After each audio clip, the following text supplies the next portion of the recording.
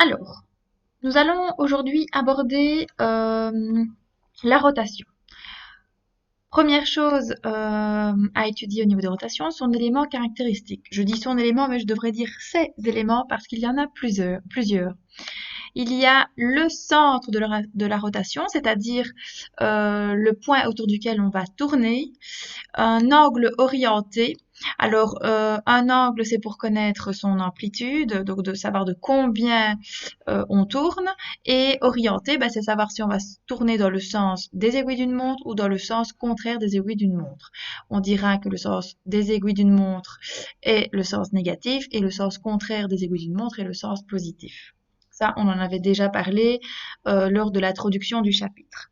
Au niveau de l'écriture de la lecture, on a le R pour rotation et les éléments caractéristiques notés en indice. Donc c'est une lettre majuscule pour un point qui correspond au centre, puis plus ou moins en fonction du sens dans lequel on tourne, et alpha, c'est pour dire une amplitude. Donc on peut remplacer là derrière, je sais pas moi, 45 degrés, 60 degrés, 72 degrés, on tourne de ce qu'on veut.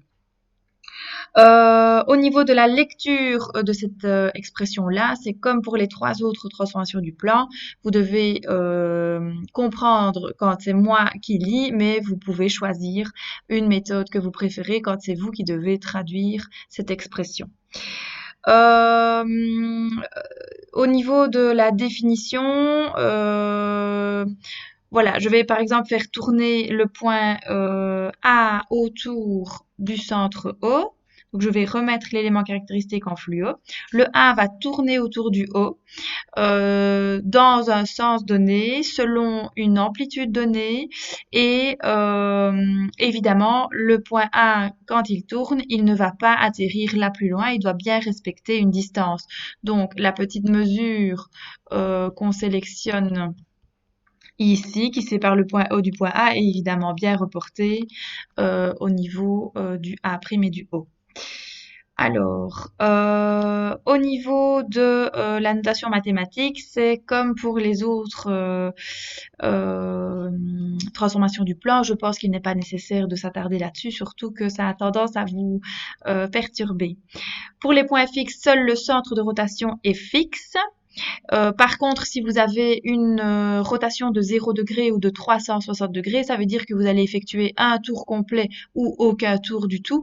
Donc là, fatalement, le point en question ne bouge pas. Je vous invite à aller voir le QR code ici qui explique tout ce que j'ai à dire de manière plus détaillée.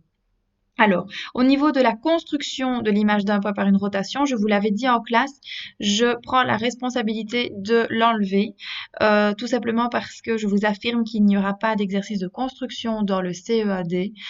Nous allons plutôt s'attarder sur des exercices de manipulation de la rotation de base. Un petit rappel ici au niveau des sens de la rotation.